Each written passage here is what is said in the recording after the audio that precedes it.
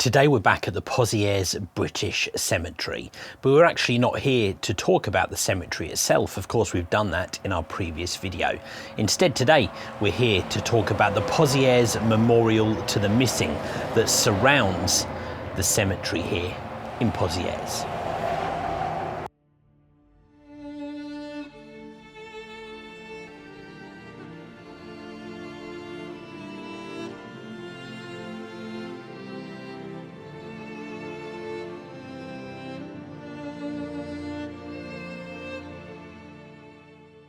Now, in our recent videos, we've been talking about the area of Pozieres, and of course, a lot of Australian fighting in this area. We came here to the Pozieres Cemetery, a place that has a lot of Australian graves.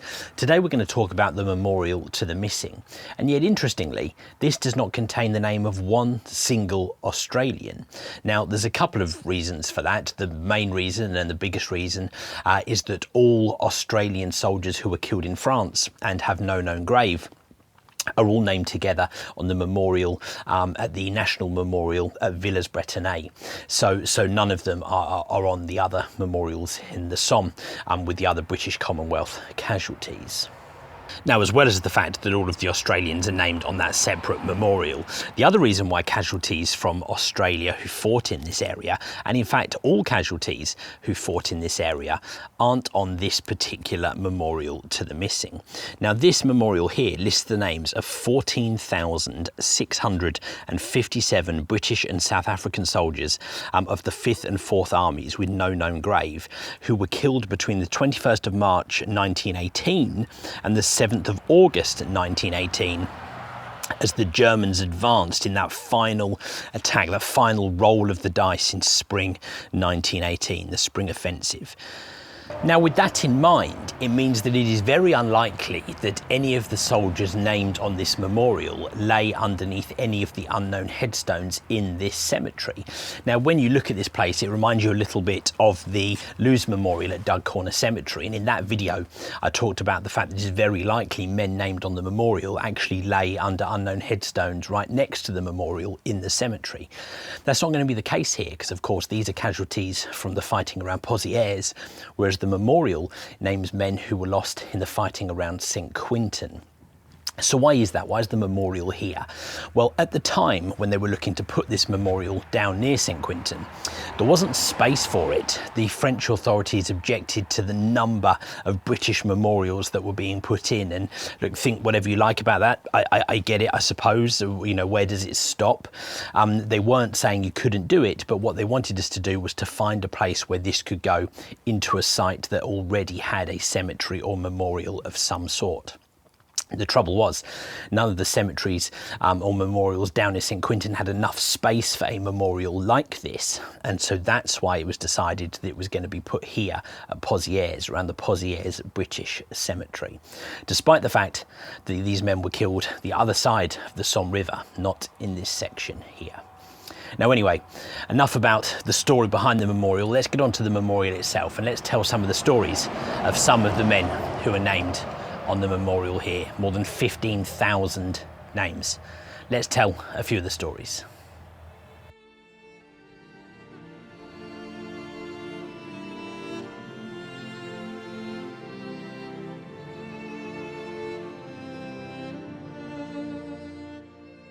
Now, the first man that we've come to talk about here is actually on panel 1 of this memorial, and that's because he is the most senior officer named on this memorial. We've come to take a look at the name of Brigadier General GNB Forster. Brigadier General Forster was part of the 14th Division. He was killed on the 4th of April 1918 when his brigade that he was commanding was in action near Villers-Bretonneux. He was commanding the 42nd Brigade when his headquarters were overrun. According to one account, he was captured by the Germans and then shortly afterwards was killed by a stray bullet. His body was never found, and as such he is commemorated here on the Pozieres Memorial, the most senior officer commemorated here at Pozieres. So captured and then killed by a stray bullet. Yeah, it sounds, maybe sounds a bit suspicious. It might well be the case that you might be thinking, well, it sounds like the Germans just killed him and then maybe panicked when they realised he was a very senior officer, and perhaps kind of hastily buried his body and hence why it's been lost. Look, possibly, we're not going to know the reality of that, unfortunately. But you've got to remember a fairly chaotic scenario where the Germans were pushing through, headquarters being overrun, rear positions of the British being overrun. So pretty chaotic situation, so it's easy to also think that he could have been killed by a stray bullet. But nonetheless, he is missing, and as such he is named here on the Pozieres Memorial. Now here on the memorial at Pozieres, there are also 3 men who have the VC next to their name. Of course, that indicates that they are the recipient of the Victoria Cross. So we're going to go find each of the 3 of those now, and we're going to tell their story. Let's go. So the first of our 3 VC recipients that we've come to talk about is up towards the back of the memorial here, underneath the Manchester Regiment panel. Right up at the top, or at least at the top of the Manchester Regiment, Lieutenant Colonel W. Elstob, VC. You'll also see the DSO and MC. So a very well decorated Lieutenant Colonel here on the panel. Died on the 21st of March 1918. He was only 29 years old, despite being such a senior officer. The son of Reverend Canon Elstop and Frances Alice Elstop of Chelford in Cheshire. So Elstop was awarded his VC posthumously for actions that ultimately were part of the actions that led to his death on the 21st of March 1918.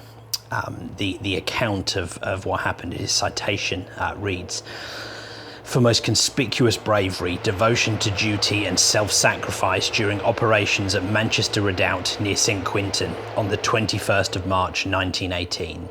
During the preliminary bombardment, he encouraged his men in the posts in the redoubt by frequent visits, and then repeated attacks developed, controlled the defence at the points threatened, giving personal support with revolver, rifle and bombs.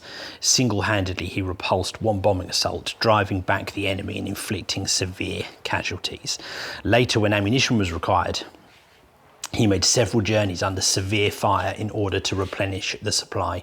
Throughout the day, Lieutenant Colonel Elstop, although twice wounded, showed the most fearless disregard for his own safety, and by hearing his encouragement and noble example, inspired his command to the fullest degree.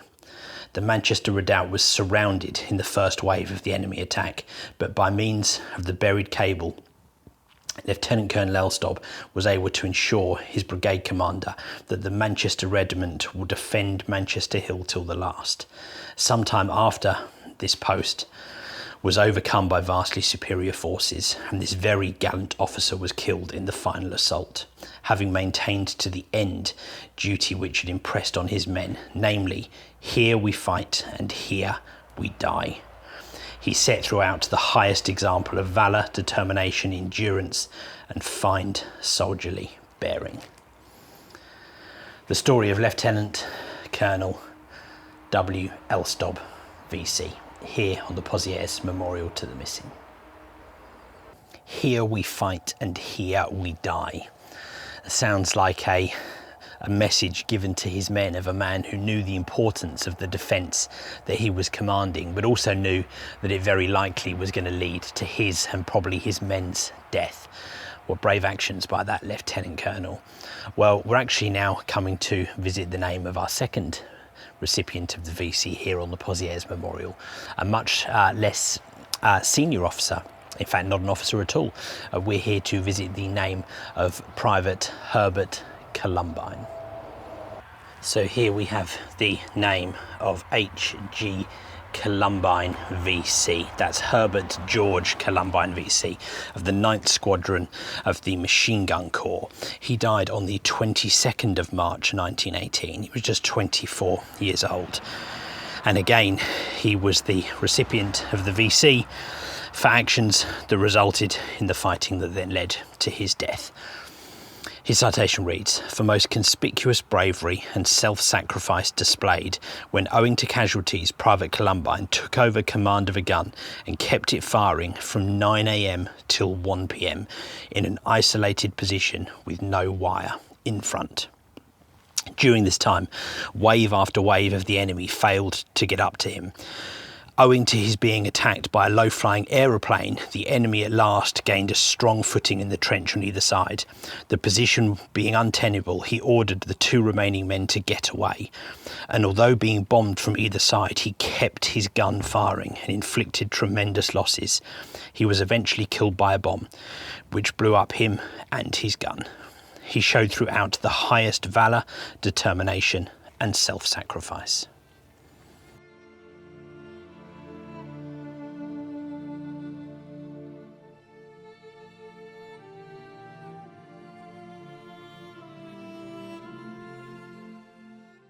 So the last man whose name we have come to visit is just here, and that is Second Lieutenant Edmund de Wind, VC. You can again see the VC next to his name here on the panel of the Royal Irish Rifles. He was serving with the 15th Battalion of the Royal Irish Rifles when he was killed on the 21st of March 1918.